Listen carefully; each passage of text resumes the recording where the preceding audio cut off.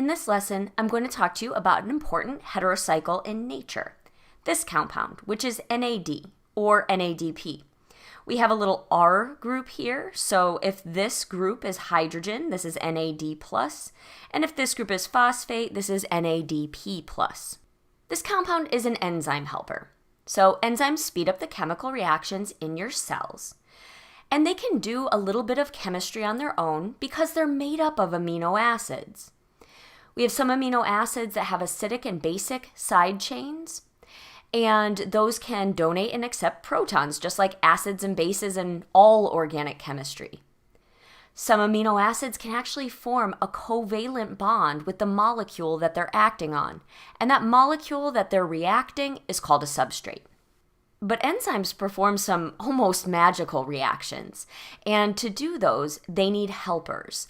And these helpers are the coenzymes, and it's going to help the enzyme perform redox chemistry. So let's just talk about the structure of NAD. Often you see it just as the words or as a small abbreviation of the structure right over here. And this is the part of the structure that's going to be really important for the chemistry. So we can abbreviate it like this, but I want you to appreciate just how big it is. And so when this is going to actually get into an enzyme, into the active site of an enzyme where the reactions occur to help it, it's going to bind very specifically. There has to be a nice big pocket that is complementary to this large molecule. The long name for NAD is nicotinamide adenine dinucleotide. So let me show you that in the structure. So this is the nicotinamide portion, and this has a positive charge on it in this structure. So that's going to be really important to the chemistry in a minute. Now over here we have our adenine, and this is the same base pair that's in DNA.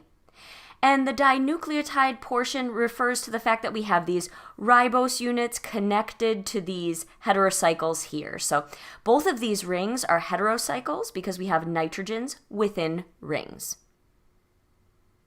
Now this coenzyme needs to be synthesized or biosynthesized in our body. And this nicotinamide portion can come from the diet. And an easy way to get it is through vitamin B3, which is also called niacin. Niacin, or vitamin B3, is actually a mixture of these two compounds, one of which is the amide, maps on very nicely here, and one of which is the carboxylic acid. Many foods are rich in vitamin B3. However, if we're not getting enough from our diet, we can synthesize this from tryptophan. Tryptophan is what we call an essential amino acid, and what this means is that humans cannot make it themselves. And so if we lack tryptophan, we lack vitamin B3 or niacin, and this can make you really sick. A disease associated with niacin deficiency is called pellagra, and this was first characterized in the 1700s in Spain, and became a real problem in the early 1900s in the southern United States. It was an epidemic among poor people in rural areas, and the origin was they were not getting enough tryptophan in their diet. But they were getting this disease where their skin would darken and they'd show signs of dementia and all sorts of problems. A doctor named Joseph Goldberger hypothesized that this was coming from a nutrient deficiency, and he was able to prove that people were deficient in niacin by an experiment that he did in dogs. NAD+ promotes the oxidation of an alcohol to a carbonyl compound. Now, if we're thinking about organic chemistry, we're like, well, we might do that in the lab with chromic acid or something like that. But that is not compatible with life. So this part of the molecule allows this oxidation process to occur in a biological system without harmful reagents and things like that. Let's look at how this works. Okay, here I'm just showing a substituted alcohol. We have R groups, we're not defining what these are. And we're going to have our enzyme do some work. I said enzymes, they can act as acids and bases, and they do this really well all the time. Now what's going to happen with our arrow pushing is that this base is going to take the hydrogen off of the somewhat acidic alcohol that we have here. So we can show our arrow taking that hydrogen atom. Now something really cool is going to happen.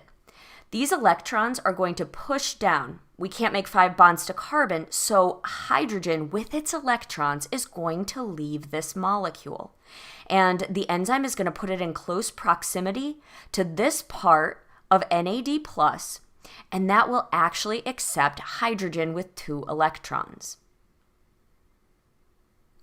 So we'll push this down to make our double bond, and this hydrogen is going to come off with its electrons and attach right here.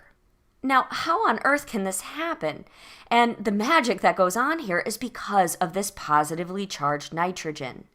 This is an electron sink, and so it can do this interesting chemistry by neutralizing the positive charge on nitrogen. This is an aromatic compound, but the positive charge makes it a bit higher energy, so we can continue to push electrons around the ring and give that nitrogen right here a lone pair. And this is the driving force for this reaction. Let's see what we get out of this. Here's what happened to NAD+. We added a hydride here, so we have a new hydrogen with its electrons. We moved this bond over here and neutralized the charge, so nitrogen now has 3 bonds and is neutral. This compound is actually called NADH, and that's the abbreviation used to represent this reduced form with the extra hydrogen atom. And we'll also produce a ketone from this reaction.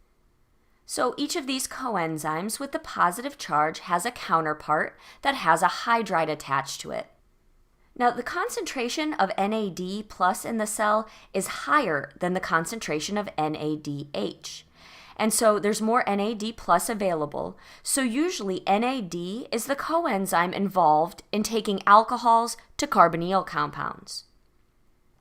Now, when we want to actually deliver a hydride, often it'll be NADPH that does that job.